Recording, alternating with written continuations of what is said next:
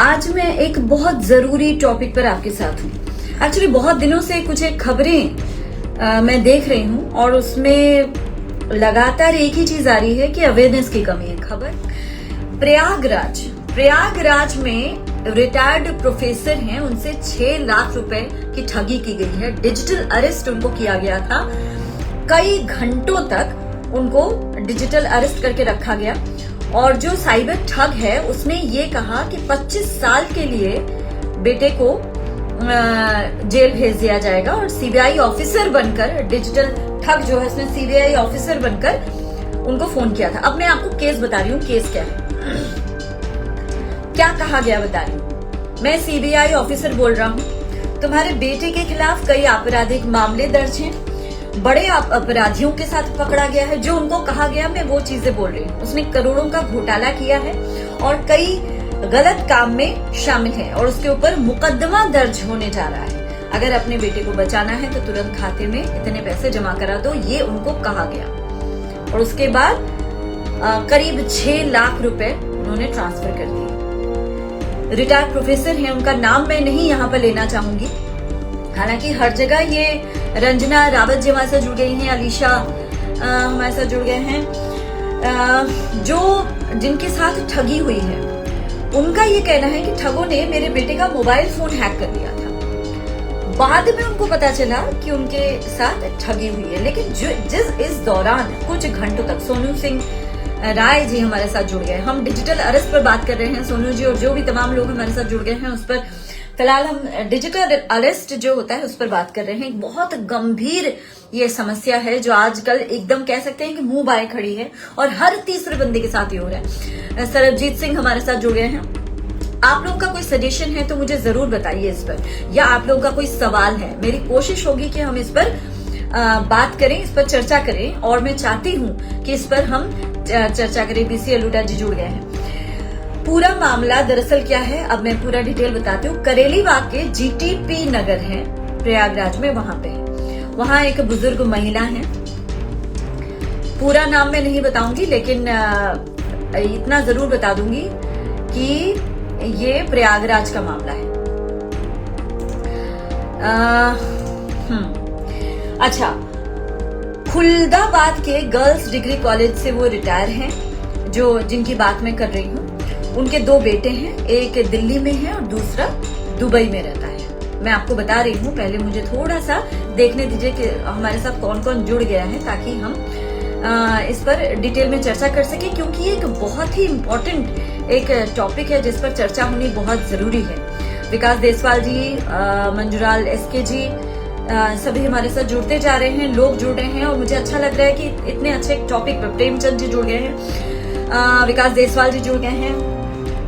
खैर, हम टॉपिक पर बात कर रहे हैं कि प्रयागराज में डिजिटल अरेस्ट का ये मुद्दा है और डिजिटल अरेस्ट के बाद किस तरह से उनको फंसाया जाता है और किस तरह से केस दर्ज किया जाता है। अच्छा, हम बात कर रहे थे एक बुजुर्ग महिला के साथ ये ठगी हुई है। उनके 2 बेटे हैं और एक दिल्ली में है, दूसरा दुबई में रहता है। पुलिस को जो शिकायत दी गई है उसमें जो पीड़ित महिला है उन्होंने कहा है कि 8 नवंबर की सुबह करीब 11 बजे उनके पास एक फोन आता है। फोन करने वाले ने खुद को सीबीआई का ऑफिसर बताया। कॉलर ने कहा कि उनका बेटा, आपका बेटा आपराधिक मामलों में पकड़ा गया है, उसके कई अपराधियों के साथ कनेक्शन है, ऐसा कॉलर ने बताया उनको। ठीक है, और उन्होंने ये भी कहा कि अगर आप इसे छुड़ाना चाहती हैं तो पैसे का इंतजाम कर दीजिए। ध्यान रखिएगा, ये डिजिटल कॉल होते हैं, यानी व्हाट्सएप कॉल आता है, नॉर्मल कॉल इस तरह से नहीं आता। खैर, इतना कहने के बाद उस फोन करने वाले ने फोन काट दिया। फिर से फोन आता है, फिर वही बात दोहराई जाती है उस महिला को। महिला कहती है पुलिस को जो उन्होंने शिकायत दी है उसमें उन्होंने कहा कि बेटे से मेरी बात करवाइए, अगर ऐसा कुछ है मैं बात करना चाहती हूँ।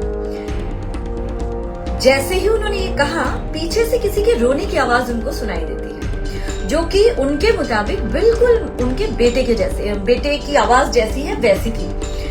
बेटे की आवाज जैसी वो सुनती हैं वो घबरा जाती है और उन्होंने तुरंत उस कॉलर को बोला कि कहाँ पैसे देने हैं मुझे ये बताइए। वो इतना डर जाती हैं कि उन्होंने वेरीफाई करने की कोशिश नहीं की, या वेरिफिकेशन का दिमाग में भी नहीं आया। बुजुर्ग महिला है, डर गई।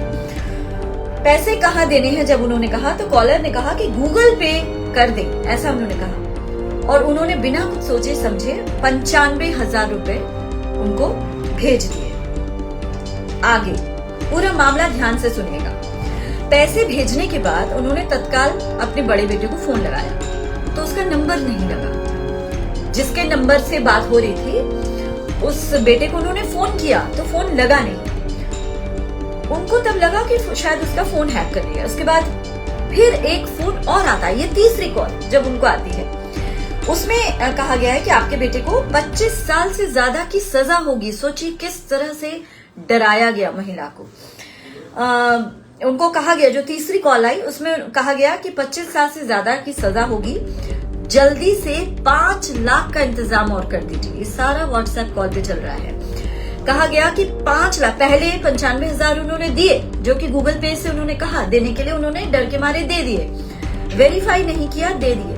उनसे फिर से उनको तीसरा फोन आता है, फिर उनको कहा जाता है, प्रयागराज का मामला एक बार फिर से मैं बता रही हूँ, जो नए लोग जुड़े हैं, डिजिटल अरेस्ट पर हम बात कर रहे हैं, और उसमें प्रयागराज में ठगी का मामला हुआ है। 6 लाख की ठगी हुई है, डिजिटल अरेस्ट करके एक बुजुर्ग महिला को ठगी की गई है, उस बारे में हम बात कर रहे हैं। अच्छा, कॉलर ने तीसरी बार कॉल किया जिसमें उन्होंने कहा कि 5 लाख का और इंतजाम कर दीजिए, नहीं तो उसे यानी बेटे को जेल भेज दिया जाएगा। किस तरह से उनको डराया जाता है घंटों तक फोन पे। जैसे डिजिटल अरेस्ट के जो मामले होते हैं ना, वो कॉलर जो होते हैं, जो बदमाश होते हैं, वो आपको कॉल छोड़ने नहीं देते। वो आपको इतना डराते हैं, इतना ज्यादा डराते हैं कि आप कॉल छोड़ ही नहीं पाते हैं। हालांकि करना क्या चाहिए मैं उस पर भी आऊंगी, लेकिन केस पर हम बात कर रहे हैं फिलहाल। इसके बाद उन्होंने मीरापुर स्थित पीएनबी के खाते से 5 लाख रुपए केनरा बैंक जबलपुर मध्य प्रदेश में किसी के नाम पर, करण वर्मन करके कोई है, उसके नाम के खाते में आरटीजीएस कर दिए। रुपए लेने के बाद कॉलर का कहना है कि किसी को इस बारे में बताना नहीं, वरना उनका बेटा फंस जाएगा। सोचिए। अच्छा, और इसके बाद उनको कहा जाता है कि जल्द ही फिर से उनसे बात होगी। बेटे को जब महिला ने दिखाने के लिए कहा कि मुझे मेरे बेटे को दिखा तो दीजिए, तो वो कहते हैं कि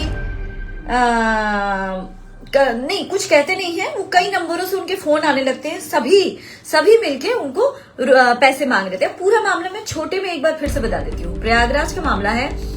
महिला को, एक बुजुर्ग महिला को कॉल आता है जिसमें उनको कहा जाता है कि उनके बेटे को अरेस्ट कर लिया गया है, कई अपराधियों के साथ उनके संबंध है, ऐसे करके उनको इतना डराया जाता है। जिसके बाद उनको पैसे देने के लिए कहा जाता है। व्हाट्सएप कॉल आता है अननोन नंबर से। महिला डर जाती है, पहले वो 95,000 रुपए देती है, उसके बाद उनको कहा जाता है, तीसरी कॉल आती है, 3 बार कॉल आती है। तीसरी कॉल में उनको बताया जाता है कि आपके बेटे को 25 साल की जेल हो सकती है, अगर उससे बचना है तो 5 लाख रुपए का इंतजाम कर दीजिए, और इस बारे में किसी को कुछ न बताएं, ऐसा कॉलर्स की ओर से महिला को कहा जाता है। आगे चलते हैं, ध्यान से सुनिए पूरा मामला। ये आपकी खबर है, आपको सावधान करने की खबर है। आरोपियों को रुपए देने के कुछ घंटे बाद बड़े बेटे को वो फोन करती है। बड़े बेटे को फोन करती है तो बड़ा बेटा उनको कहता है कि ऐसा कुछ तो हुआ नहीं है मेरे साथ। बड़ा बेटा अपनी माँ को कहता है। छोटे भाई को तब, यानी छोटे बेटे को महिला फोन करती है। छोटा बेटा भी यही कहता है कि नहीं, ऐसा तो कुछ हुआ ही नहीं है मेरे साथ। यानी दोनों बेटों ने उनको जानकारी दे दी कि उनके साथ कुछ हुआ नहीं है। तब उनको जाके पता चलता है कि उनके साथ तो साइबर ठगी हो गई, उनको डिजिटल अरेस्ट करके लाखों रुपए हड़प लिए गए हैं। साइबर सेल इंचार्ज जो हैं वो इस बारे में क्या कहते हैं अब मैं आपको बताती हूँ। जो प्राथमिक जांच, जो फर्स्ट इंफॉर्मेशन जो आती है, उसमें ये पता चला कि बड़े बेटे का मोबाइल हैक किया गया, उसकी आवाज में रोना सुनाया गया महिला को, जिससे महिला डर गई और उन्होंने जितना उनसे कहा गया उन्होंने वैसे वैसे किया, और जितना पैसा उन्हें कहा गया उन्होंने दे दिया। फिलहाल हालांकि मामला दर्ज हो गया है और बैंक खाते की पूरी डिटेल लेकर पूरी जांच की जा रही है और उस कॉलर तक पहुंचने की कोशिश की जा रही है। लेकिन मामला इसमें यह है कि इस तरह की ठगी के मामले लगातार सामने आ रहे हैं और तमाम तरह से इस बारे में अवेयरनेस दिया जाता है। लेकिन उसके बावजूद इस तरह के मामले लगातार आ रहे हैं और ज्यादातर मामलों में बुजुर्ग होते हैं, क्योंकि बुजुर्ग को ऐसे साइबर क्राइम या फिर डिजिटल अरेस्ट इन टर्म्स की भी जानकारी नहीं, इसका जो प्रोसेस है उसके बारे में कुछ पता नहीं चलता और वो अक्सर अननोन नंबर को उठा लेते हैं। सबसे पहले तो अपने घर के बुजुर्ग को बोलिए कि व्हाट्सएप कॉल से कोई अननोन नंबर आए तो ना उठाएं। और दूसरी बात, अपने बुजुर्ग का जो मोबाइल फोन है उसमें व्हाट्सएप पे अननोन नंबर, उसमें व्हाट्सएप ने सेटिंग दे के रखी हुई है जिसमें अननोन नंबर को आप साइलेंट कर सकते हैं। वो महिला जो बुजुर्ग है उन तक पहुंचेगा ही नहीं। मैंने अपने घर में खुद करवाया हुआ है। तो ये सबसे ज्यादा जरूरी है कि फोन की सेटिंग इस तरह से हो कि अननोन नंबर आए ही ना उनके पास। जब वो आएंगे नहीं, आते ही कट जाएंगे तो वो रिसीव नहीं करेंगे। खैर, कैसे होता है ये फोन कैसे हैक होता है, जो कि चेक से पता चला कि बड़े बेटे का फोन हैक हो गया था। कैसे? रिमोट एक्सेस ऐप के जरिए फोन हैक होता है। ये वो ऐप है जो आपके मोबाइल में एक बार इंस्टॉल होने पर साइबर ठग सारी जानकारी चुरा लेते हैं। अच्छा, ये जो रिमोट एक्सेस ऐप होता है ये आपके फोन में आता कैसे है? कई बार आपने देखा होगा, भगवान न करे आपके फोन में इस तरह का कुछ आया हो, लेकिन अगर कुछ आया है तो फिर आप जरूर आगे से ध्यान रखिए कि लिंक भेजते हैं कई बार। वो APK करके एक ऐप एक्सटेंशन होता है, उस पर कभी आप क्लिक न करें, क्योंकि उसी से हैकिंग का लिंक जो है वो जुड़ जाता है और हैकिंग उसी से हो जाती है।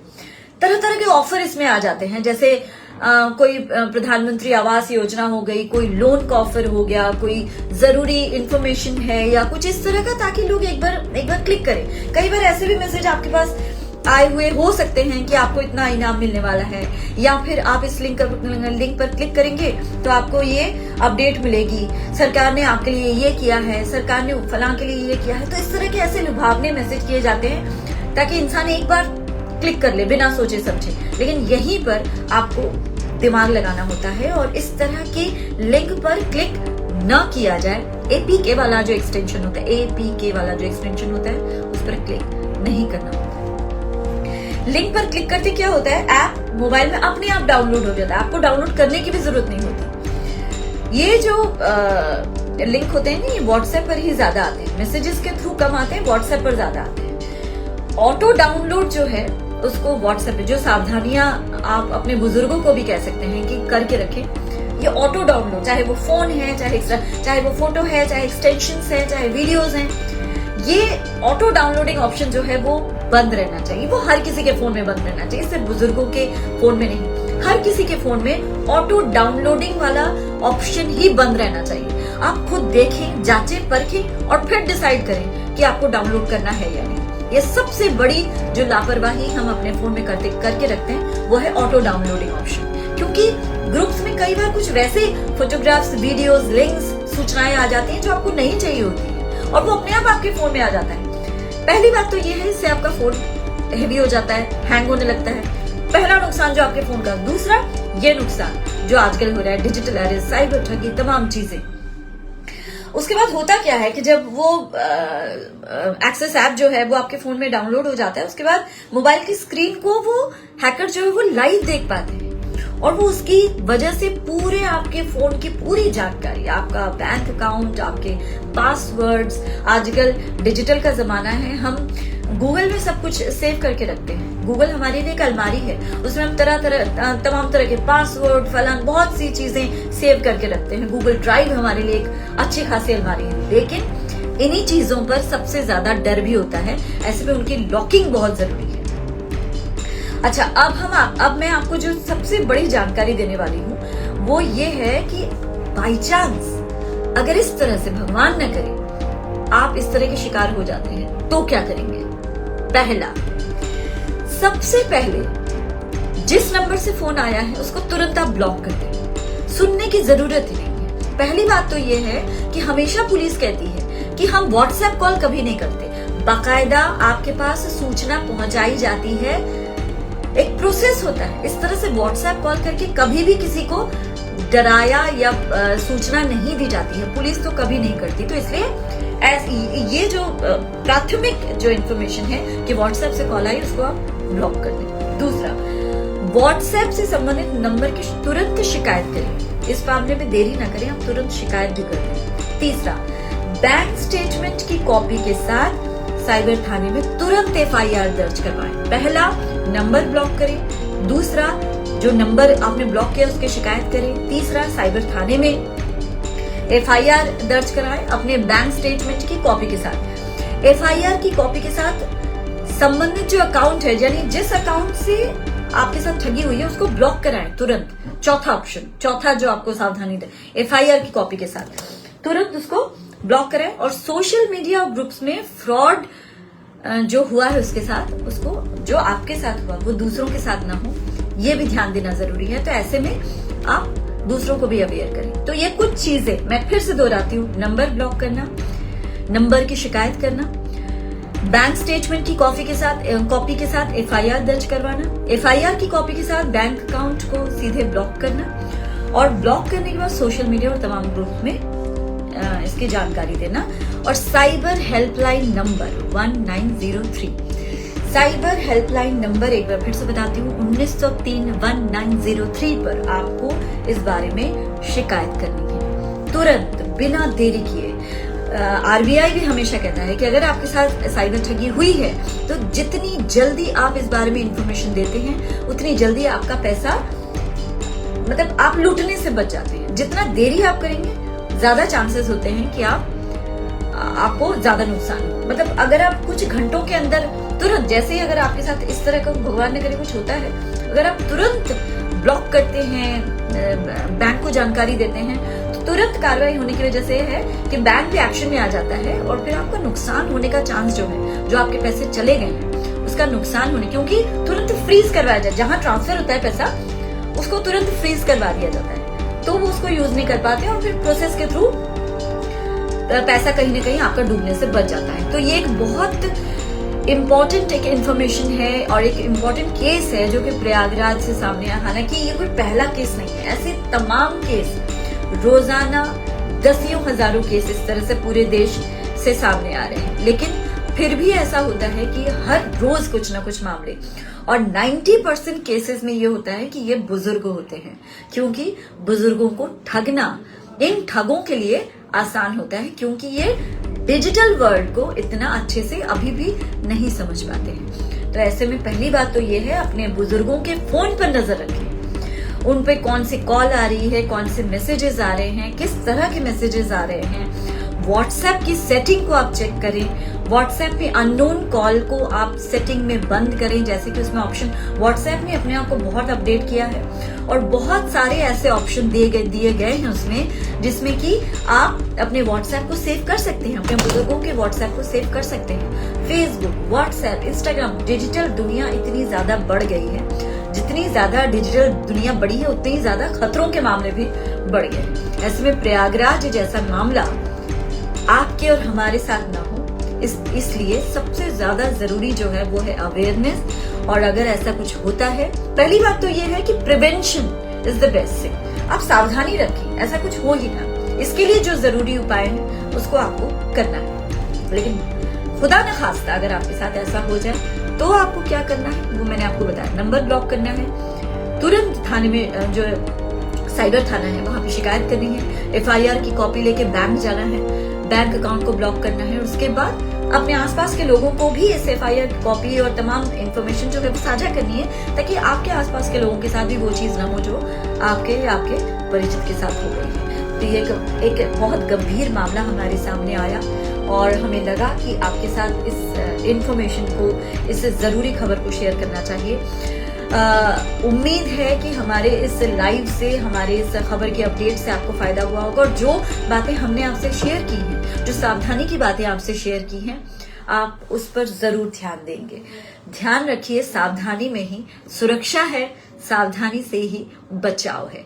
जितना सावधान हम रहेंगे, डिजिटल दुनिया बहुत प्यारी है, डिजिटल दुनिया कह सकते हैं एक सपनों की तरह है। जब आप उसमें घुस जाते हैं तो आपको खुद ही नहीं पता चलता कि आप कितने अंदर चले जा रहे हैं। लेकिन जब आप डिजिटल की दुनिया में कदम रखें या डिजिटल की दुनिया में घुसे हुए हों, तो कुछ एक चीजें हैं जिसका ध्यान रखना बहुत जरूरी है। हमारा काम है आपको समझाना, आपको सावधान करना, और जो जो जानकारियां हमने आपको दी हैं उससे, ताकि आप अवेयर रहें और इन चीजों से बचें, अपने घर के सदस्यों को बचाएं, खासतौर पर बुजुर्गों को इससे सुरक्षित रखें, यही हमारी कोशिश है।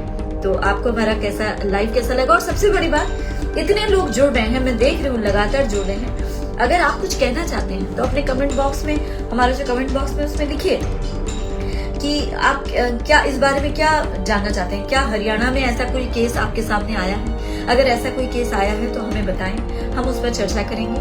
हरियाणा में अगर इस तरह की कुछ जैसे अक्सर सामने देखने को आता है, हमारे पास भी ऐसे कई केसेस आए जो ट्राई सिटी जो एनसीआर का जो एरिया है वो बहुत कह सकते हैं कि साइबर ठगी के मामले में, खासतौर पर गुरुग्राम, फरीदाबाद ऐसे कुछ इलाके हैं जहां पर साइबर ठगी के बहुत ज्यादा मामले, खासतौर पर गुरुग्राम बहुत ज्यादा मामले सामने आते हैं। तो ऐसे में हमें इन साइबर ठगों से कैसे बचना है, इस पर ध्यान देने की बहुत ज्यादा जरूरत है। साइबर ठगी से कैसे बचना है, साइबर ठगी का शिकार आप हो जाए तो क्या करें, किन उपायों से खुद को सावधान सुरक्षित रखें, और इसके साथ ही अपने घर के बुजुर्गों को खास तौर पर इन चीजों से कैसे बचा कर रखें, ये सबसे ज्यादा जरूरी है।